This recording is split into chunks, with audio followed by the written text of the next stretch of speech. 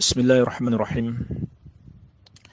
Assalamualaikum warahmatullahi wabarakatuh. Alhamdulillahi wassalatu wassalamu ala rasulillah wa ala alihi wa sahbihi wa man walah.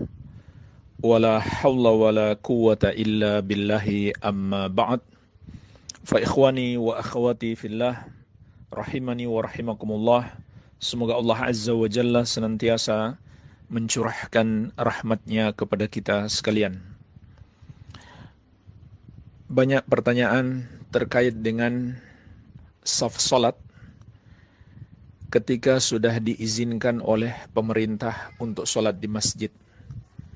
Apakah boleh dilakukan berjauhan?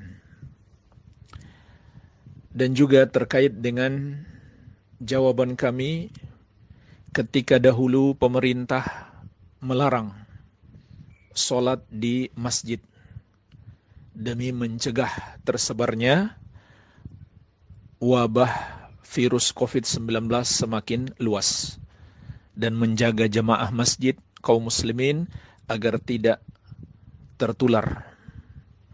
Maka jemaah sekalian, dahulu kami menjawab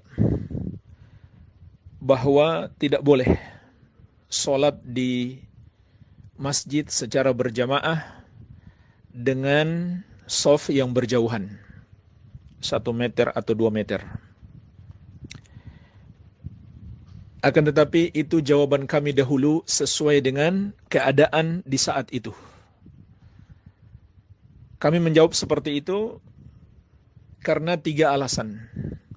Yang pertama, berdasarkan dalil-dalil dari sunnah Nabi Sallallahu Alaihi Wasallam. Di antaranya hadis Ibnu Umar radhiyallahu taala anhuma yang diriwayatkan Abu Daud, Rasulullah sallallahu alaihi wasallam bersabda, "Aqimus sufuf wa hadhu bainal manakib wa suddul khalal wa linu bi aidi ikhwanikum wa la tadharu furujatin lisyaitan wa man wasala saffan wasalahu Allah wa man qata'a saffan qata'ahu Allah."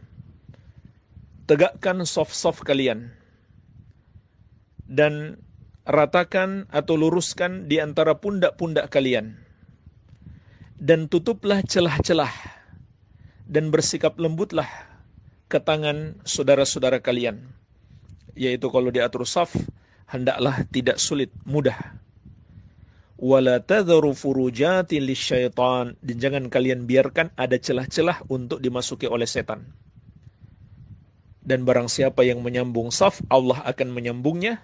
Dan siapa yang memutuskan saf, Allah akan memutuskannya. Maka ini adalah dalil yang menunjukkan wajibnya merapatkan saf. Dan ini adalah pendapat yang dipilih oleh Ibnu Hazm, dikuatkan oleh Syekhul Islam Ibnu Taimiyah, dan juga dikuatkan oleh Al-Lajnah Ad-Daimah. Walaupun jumhur ulama dari 4 madhab berpendapat hukumnya sunnah. Akan tetapi dalil-dalil menunjukkan lebih tepat hukumnya adalah wajib. Dikuatkan juga oleh Syekh Ibnu Utsaimin rahimahumullahu ta'ala.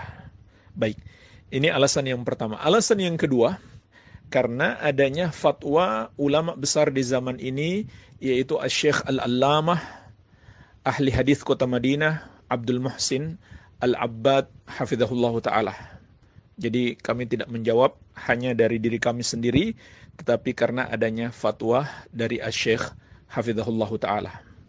Kemudian yang ketiga, karena adanya larangan dari pemerintah untuk berkumpul-kumpul di masjid.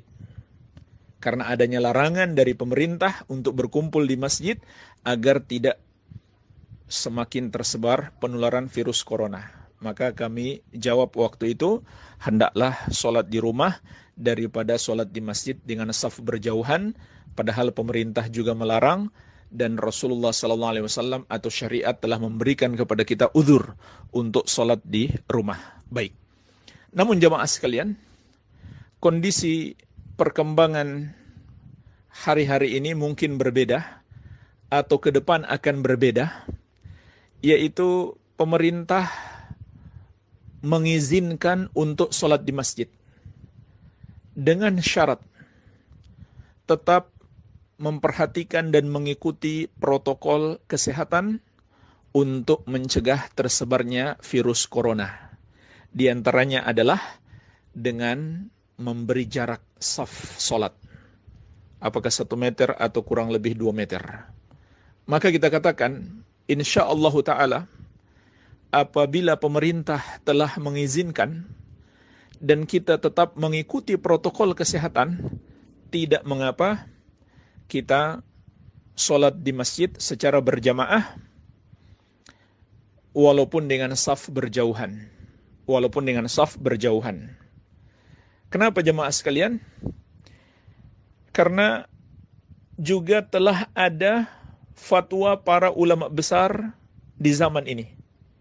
Termasuk Syekh Abdul Muhsin Al-Abbad hafizahullah ta'ala, ahli hadis kota Madinah, yang kita jadikan rujukan terhadap jawaban kemarin. Beliau juga telah meralat atau merubah fatwa beliau mengikuti pendapat para ulama kebanyakan. Para ulama besar kebanyakan berpendapat boleh, termasuk Lajnah Daimah dan juga Syekh Profesor Dr. Al-Allamah Sulaiman Ar-Ruhaili hafizahullah ta'ala. Beliau memberi keterangan yang sangat bagus bahwasannya sholat berjamaah itu adalah amalan yang sangat agung.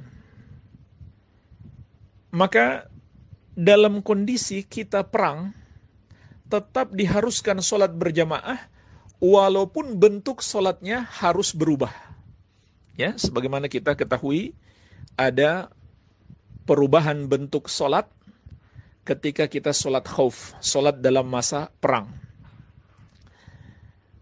Begitu pula orang yang masbuk, sholatnya pun akan berubah bentuknya mengikuti sholat imam.